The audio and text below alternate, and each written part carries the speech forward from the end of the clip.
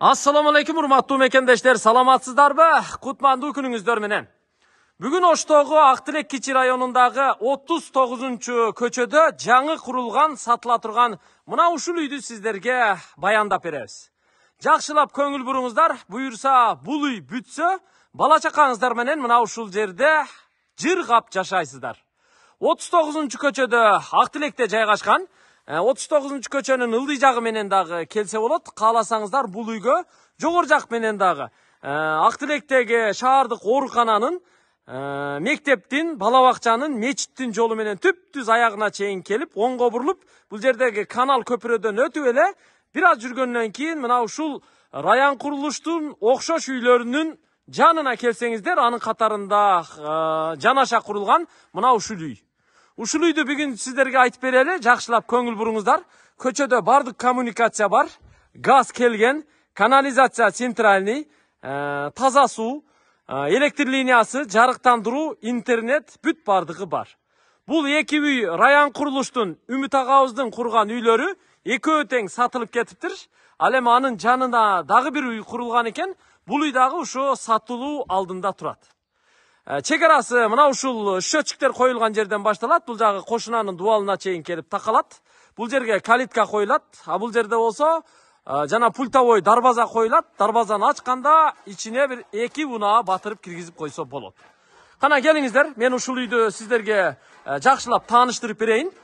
Жалпы жер аянты 3 сотук, үйдүн ушул турушунда баасы $120 000 кеми бар. Үй 3 уровень курулган туугандар. Узун туурасы 11-ге 11,5. Мына кире бериш жери ушул жер тепкич. Чыккан деле мына бурон эшик коюлат. Прихожка, эшикти ачып эле киресиздер, коридор. Экинчи кабатта балкону бар. Чатыры дагы аябай жакшы жабылган, кукушка чыгарылган, 3 кукушка бар. Үйдүн ичи сырты бүт шыбалып, электромонтаждары жасалып, андан сырткары стяжкалары дагы куюлган. Сырттан, дарбазадан киргенде эле бул жер навес болгон, унаа коюучу жайы, бүт дубалдарга жарыктандыруу кабелдери дагы ташталган.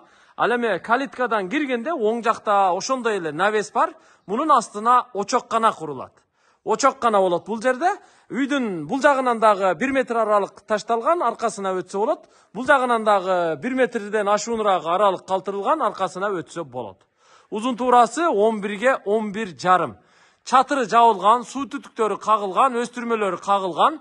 $120 000 үйдүн ээси шашылыш түрдө бул үйдү сатууга коюп жатат. Тепкичи дагы куюлган. Бисмиллахиррахманиррахим. Үйгө кирели дагы үйдү бир катар сиздерге көрсөтүп чыгалы. Бурон чоң эшикти ачып киргенде эле мына сол жактагы бөлмө, бул туугандар көрүп коюңуздар, холл. Эс алуу бөлмөсү. Холдун аянты дагы кенен.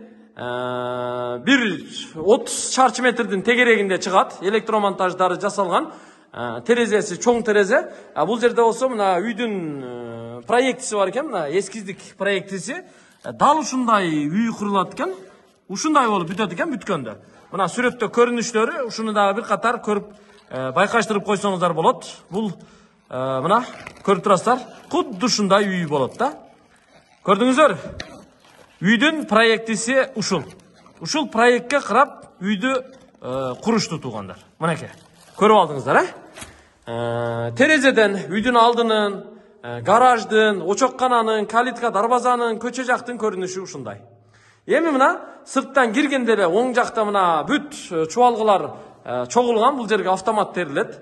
Оң жактагы чоң эшиктен киргенде бул ашкана болот. Ашкананын туурасы 3,5 метр, узундугу 4,5 метр экен. 10 квадраттан көбүрөөк, төргө бүт ашкана эмеректери турат. Бул жакта чоң терезеси орнотулат. Бул жагы чай иче турган орундук болот.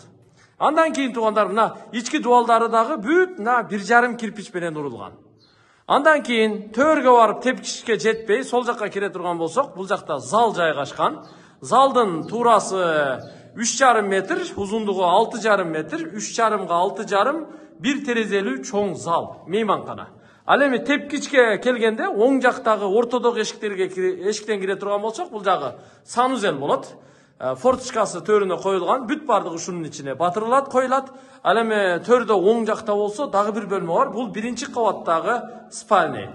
Уктоочу бөлмө. Көрүп турасыздар. Бул бөлмөнүн узун туурасы 3,5 4. Арт тарабында бир терезеси бар.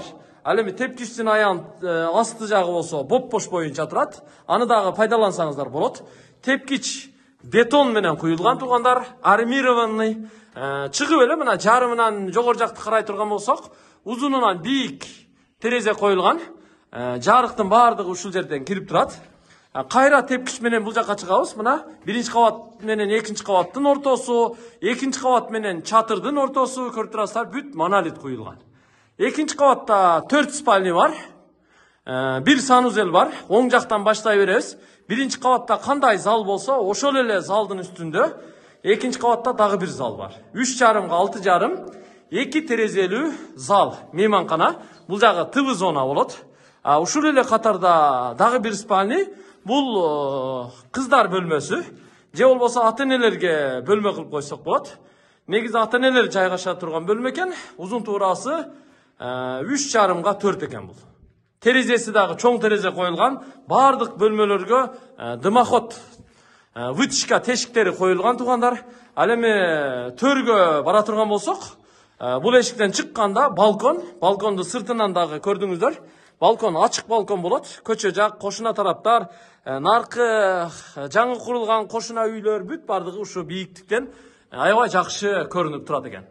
Эми тепкичтен чыкканда сол жактагы бөлмөлөрдү көрсөтөбүз. Төрүндөгү сол жактагы бөлмөнү көрсөтсөк, бул болсо туугандар ата-энелер бөлмөсү же болбосо кыздар бөлмөсү болуп калат.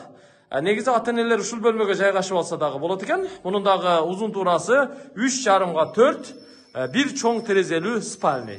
Ал эми бул жака кире турган болсок, балдар бөлмөсү бар, анан бир санузел бар ортосунда экинчи кабатта. Бул чакан санузел, форточка, вытяжкалары коюлган. Ал эми бул жака кире турган болсок, үйдүн арт тарабында терезеси бар. Бөлмөнүн узун туурасы 3,5 4. Бул балдар бөлмөсү. Детский спальня болуп калат. Ал эми бул жагы мына күн батыш жактагы кошуналардын үйлөрү, үйдүн арт тарабында дагы мына көрүп койсоңуздар болот. Бул жака болсо 1,5 метр аралык калтырыптыр. Бул жака навес куруп койсо болот. Мына ал ажаткана окшойт. Аны азыр түшүп көрөбүз. Оң жак менен үйдүн артына өтүп. Көрүп алдыңыздар, Анан монолит куйган, көрүп турасыздар, үстү жагына дагы. Аябай бекем кылыптыр да. Монолит кылган болсо, демек үйдүн чатырынан ысык өтпөйт, аябай жылуу болот, жакшы болот туугандар. Бул жерден чердака чыгып түшсө болот экен. Ушул үйдү $120,000 шашылыш түрдө сатууга койду. Жаккан болсо эртерээк аракет кылып сүйлөшүңүздөр, келишиңиздер. Биз экранга ээсинин телефон номурун жазып койдук. Оштогу Ак Тилекте 39-көчөдө жайгашкан. Үйдүн проектиси даяр. Эми ички дизайнын ушу жакшы усталарды салып туруп, жакшы ремонт кылдырып алсаңыздар, иншаллах сонун болот. Кааласаңыздар, ушу үйдүн ээси баасын келишип калсаңыздар, акчасын берсеңиздер, үйдүн ээси сиздер айткандай ремонттагы кылып берет экен. Мына бул жагына өтө турган болсок, төргө барсак, төрдө мына ажатканасы жайгашыптыр.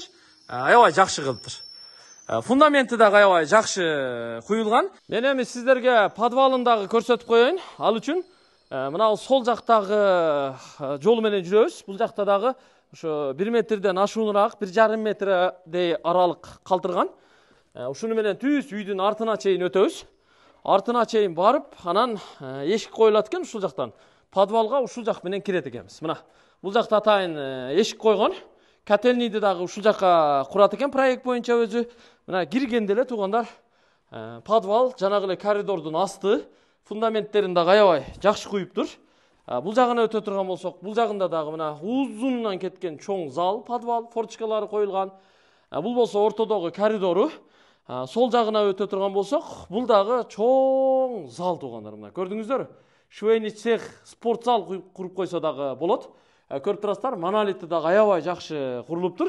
Ал эми мына жерге болсо, котельный чоң печка коюлат менимче. Үйдүн жылуулук системасы ушул жерде болот. Чатырын болсо, навес кылып жаап коесуздар, аябай жакшы болот буюрса.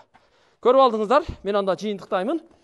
Коммуникацияны уктуңуздар, көрдүңүздөр. Газ, суу, свет, канализация, интернет, электр линиясы, жарыктандыруу бүт бардыгы бар. Бардыгы центральный. Уруксаттар алынган, келишимдери түзүлгөн экен. Андан сырткары ушу Ак Тилекте маршруттук каттамдар бар, мисалы трассаларга жакын. Анан инфраструктурасы аябай жакшы. Мечит, мектеп, бала бакча, шаардык оорукана, маркет, аптека жана башка. Бүт бардыгы бар. Ак Тилек кичи району 39-көчө. Ушул үй шашылыш түрдө сатылат. Эртерээк аракет кылыңыздар. Жанындагы бул эки үйдү район курулуш Үмүт агабыз курган экен. Бул үйлөр уже сатылып кетиптир. Анда мен жыйынтыктаймын. Кудай буйрса, 3 үйдүн катарында биринде сиздер жашайт экенсиздер. Ассаламу алейкум.